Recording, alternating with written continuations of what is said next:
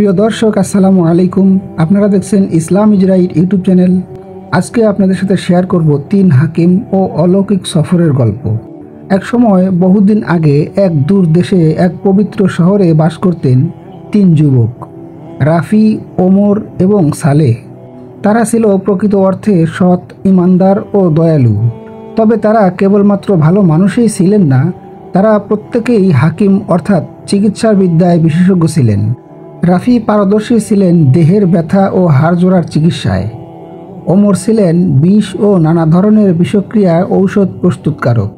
সালেহ ছিলেন মানসিক রোগ ও আত্মিক দুর্বলতার বিশেষজ্ঞ। তাদের একটি বিশেষ গুণ ছিল, যারা প্রত্যেকেই কোনো না কোনো অলৌকিক ক্ষমতার অধিকারী ছিলেন। রাফি পারতেন বাতাসকে নিজের নিয়ন্ত্রণে আনতে। ওমরের হাত দিয়ে বিশুদ্ধ পানি প্রবাহিত হতো, যা যে কোনো বিষ বা রোগ দূর করত। আর সালেহের দৃষ্টিতে ছিল এমন শক্তি যা মিথ্যা ও অশুভতা প্রকাশ করে দিত। একদিন তারা 3 জন সিদ্ধান্ত নিলেন, মানুষের সেবা ও জ্ঞান প্রচারের উদ্দেশ্যে একটি দীর্ঘ সফরে বের হবেন। সাথে নিয়ে নিলেন কিছু প্রয়োজনীয় ঔষধ, তাদের পবিত্র ধর্মগ্রন্থ এবং আল্লাহর উপর অগাধ ভরসা। সফরের প্রথম গন্তব্য ছিল সাহারা আল মাউত নামক বিশাল মরুভূমি। শোনা যেত সেই মরুভূমিতে এক অভিশপ্ত কূপ আছে, যেখানে কেউ পানি তুলতে গেলে আর ফিরে আসতো না। তারা মরুভূমি পাড়ি দেওয়ার সময় হঠাৎ তাদের পানি শেষ হয়ে গেল। তৃষ্ণায় কাহিল হয়ে পড়েছিল সবাই। তখন ওমর তার হাতে দোয়া পড়ে একটি পাথরের উপর হাত রাখলেন। আশ্চর্যজনকভাবে সেই পাথর থেকে বিশুদ্ধ পানি বের হতে লাগলো। তারা সেই পানি পান করে শক্তি ফিরে পেলেন। কিন্তু তাদের সামনে পড়ল সেই অভিশপ্ত কূপ। 3 যুবক যখন সেই অভিশপ্ত কূপের সামনে যেতে লাগলো, একজন আরব লোক ছুটে এসে বলল, দয়া করে ওই কূপের দিকে যেও না, সেখানে একটি অভিশপ্ত আত্মা বাস করে। সালেহ তার অলৌকিক দৃষ্টিশক্তি দিয়ে কূপের গভীরে তাকিয়ে দেখলেন, সত্যি সেখানে একটি জিন বন্দী হয়ে আছে। সালেহ কোরআনের আয়াত তেলাওয়াত করতেই সেই জিন চিৎকার করে বলল, আমি একসময় এই এলাকার বাদশা ছিলাম। এক অত্যাচারী জিন আমাকে বন্দি করে এই রাজ্য দখল করে নিয়েছে। সে এই জিন রাজ্যের জন্য পাপিষ্ঠ। আমাকে যদি মুক্তি করে দাও, আল্লাহর কাছে আমি তোমার জন্য দোয়া করব। যুবক সালেহ তখন একটি দোয়া পড়ে সেই কূপের মধ্যে ফুঁক দিলেন। সাথে সাথে নূরের মতো একটি আলো কূপ থেকে বেরিয়ে এলো। জিন তখন মুক্তি পেয়ে হাসতে হাসতে বলল, আল্লাহ তোমাদের হেফাজত করুক, তোমরা আমাকে মুক্তি করেছ। এখন থেকে এই কূপের পানি সবাই পান করতে পারবে। পরবর্তী গন্তব্য ছিল একটি পাহাড় ঘেরা উপত্যকা, যেখানে এক নগরীতে প্রায় সব মানুষই এক অজানা রোগে আক্রান্ত। তারা হঠাৎ করেই স্মৃতি হারিয়ে ফেলেছে এবং নৃশংস হয়ে যাচ্ছে। 3 হাকিম শহরে পৌঁছেই কাজ শুরু করলেন। রাফি পরীক্ষা করে দেখলেন, শহরের বাতাসে এক ধরনের অদৃশ্য গ্যাস আছে, যা মস্তিষ্কে আঘাত করেছে। ওমর তার অলৌকিক পানির মাধ্যমে বাতাস পরিশোধন করলেন। সালেহ মানুষের চোখে চোখ রেখে বুঝলেন, শহরের গভীরে এক গোপন চক্রান্ত চলছে।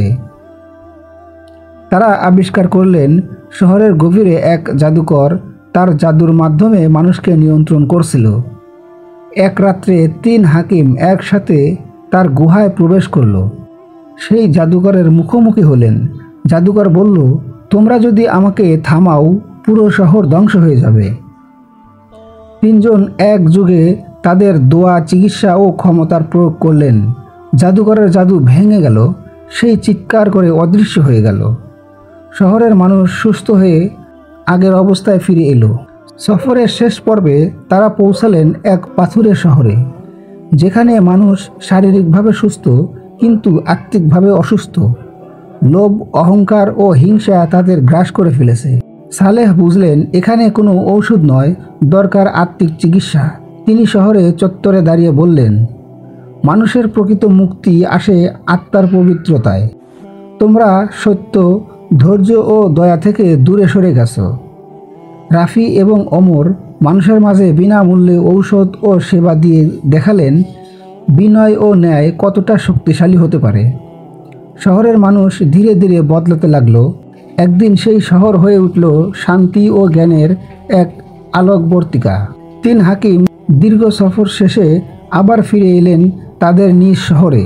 তারা দেখলেন তাদের অনুপস্থিতিতে অনেকেই তাদের আদর্শ অনুসরণ করে হাকিম হয়ে গেছে। শহর আরও আলোকিত ও ন্যায়পরায়ণ হয়েছে। তারা জানতেন এই পৃথিবীর যাত্রা অস্থায়ী, কিন্তু যারা সত্য ও মানবতার জন্য কাজ করে তাদের স্মৃতি অমর হয়ে থাকে। তিনজন একসাথে আল্লাহর কাছে সেজদায় পড়ে গেলেন। জ্ঞান ও ঈমান একসাথে থাকলে পৃথিবীর যে কোনো অন্ধকার দূর করা সম্ভব। অলৌকিক ক্ষমতার থেকেও বড় হচ্ছে সততা, দয়া ও আত্মত্যাগ।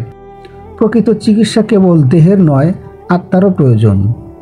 বন্ধুরা, ভিডিওটি কেমন লাগলো? যদি ভালো লাগে তাহলে অবশ্যই একটা লাইক দিবেন এবং চ্যানেলটি সাবস্ক্রাইব করতে ভুলবেন না। ভিডিওটি শেষ পর্যন্ত দেখার জন্য আপনাকে ধন্যবাদ। দর্শক বন্ধুরা, আসসালামু আলাইকুম। আজ আপনাদের সাথে একটি ভয়ঙ্কর জিনের গল্প শেয়ার করব। গল্পটি আসল কোনো কাল্পনিক নয়, এটা বাস্তবে একটি বাচ্চার সাথে ঘটে যাওয়া কাহিনী। বাচ্চাটির নাম ছিল জাকারিয়া। জাকারিয়ার বয়স ছিল মাত্র 10 বছর। জাকারিয়া তার বড় আপাকে সঙ্গে নিয়ে তার মায়ের বোন খালার বাড়িতে বেড়াতে গিয়েছিল। সেই বাড়ির কিনারায় একটি বিশাল বড় তাল গাছ ছিল। তাল গাছের গোড়াটা বাঁকানো ছিল, সেখানে আসনের মতো বসা যেত এবং তাল গাছের নিচে একটি ফসলের জমি ছিল। সেই জমিতে গমের চাষ করত। কিন্তু কি ঘটেছিল সেই বাচ্চাটির সাথে, চলুন জানা যাক। ভিডিওটি শুরু করার আগে আপনাদেরকে রিকোয়েস্ট করব, যদি আমার চ্যানেলে নতুন দর্শক হয়ে থাকেন তাহলে অবশ্যই চ্যানেলটি সাবস্ক্রাইব করবেন এবং ভিডিওটি না টেনে সম্পূর্ণ দেখার চেষ্টা করবেন। তো চলুন শুরু করা যাক।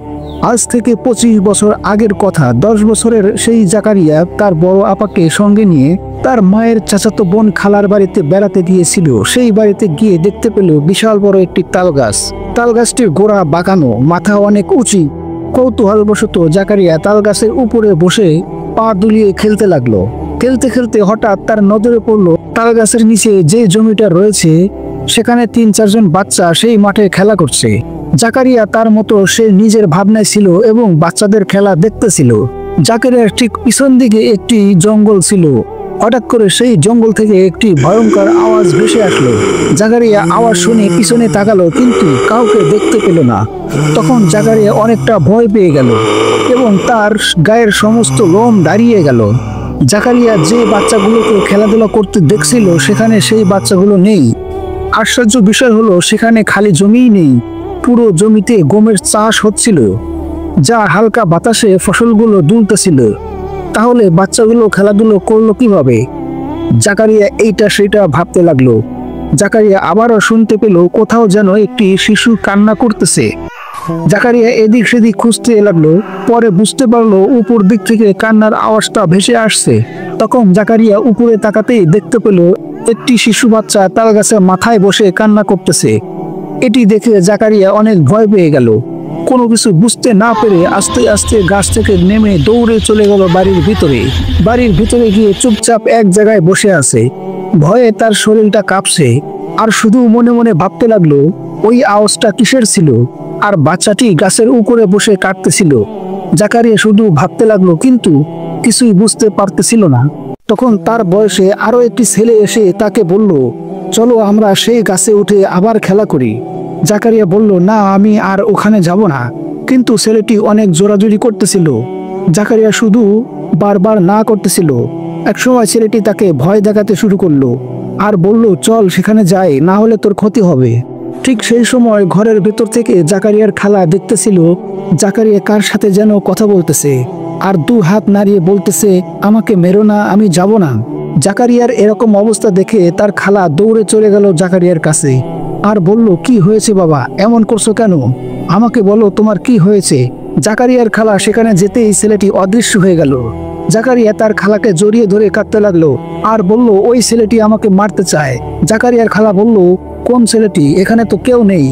জাকারিয়া বলল, ও এখানেই ছিল, তোমাকে দেখে চলে গেছে। জাকারিয়ার খালা বলল, তুমি এতক্ষণ কোথায় ছিলে? জাকারিয়া তখন বলল, আমি ওই তাল গাছে উঠে বসেছিলাম। জাকারিয়ার খালা তখন বুঝতে পারলো, কারণ সে জানে ওইখানে জিন আছে। তখন জাকারিয়ার খালা জাকারিয়াকে বলল, আর কখনো ওইখানে যাবে না, ওই জায়গাটা ভালো নয়। জাকারিয়া তার খালার এই কথা শুনে আরো ভয় পেয়ে গেল।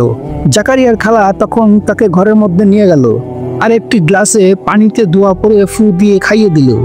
কিছুক্ষণ পর জাকারিয়ার ভয়ের ভাবটা কেটে গেল। জাকারিয়ার খালা ভাবলো, ও যদি এখানে থাকে তাহলে ওর বিপদ হতে পারে, তাই ওকে বাড়িতে পাঠিয়ে দিল।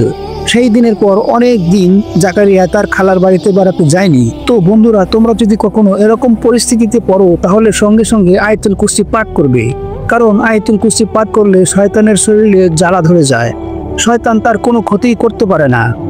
বন্ধুরা, আসলে এই ঘটনাটি আমার সাথে ঘটেছিল। এরপর আরো 2বার এরকম পরিস্থিতিতে পড়েছিলাম। সেই গল্পগুলো পরের ভিডিওতে আপনাদের সাথে তুলে ধরবো। আর হ্যাঁ, আপনাদের কারোর সাথে যদি এরকম ঘটনা ঘটে থাকে তাহলে অবশ্যই কমেন্ট বক্সে জানাবেন, আপনাদের গল্পটিও ভিডিওর মাধ্যমে তুলে ধরা হবে।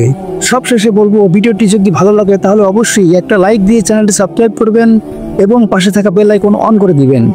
ভিডিওটি শেষ পর্যন্ত দেখার জন্য আপনাকে ধন্যবাদ।